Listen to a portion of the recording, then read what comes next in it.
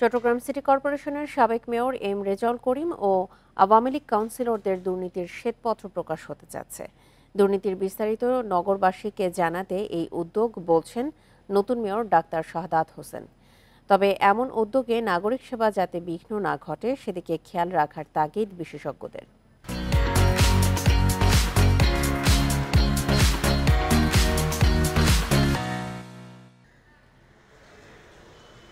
15 মাসের মেয়াদ নিয়ে সম্প্রতি আদালতের নির্দেশে মেয়র হিসেবে কাজ শুরু করেছেন বিএনপি নেতা ডাক্তার শাহাদাত হোসেন। পরিচ্ছন্নতা, আলোকায়ন, ডেঙ্গু রোধ সহ নাগরিক সেবা বাড়াতে নানা উদ্যোগ শুরু করেছেন তিনি।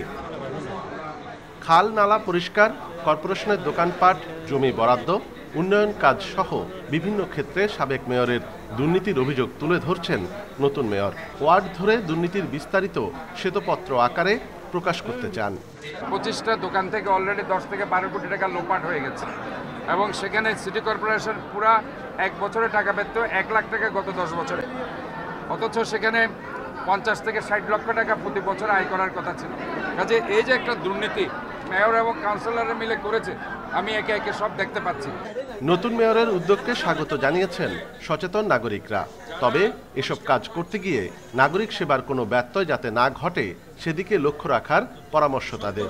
শ্বেতপত্র যদি প্রকাশ করতে চান প্রকাশ করতে পারেন, কিন্তু শুধু এটার পিছনেই উনি যেন এমন কোনো এফোর্ট না দেন যেটার জন্য জনগণের ওনার যে সময়টা ওনার কাছে প্রত্যাশা করছে সেই প্রত্যাশায় কোনো ঘাটতি হয়।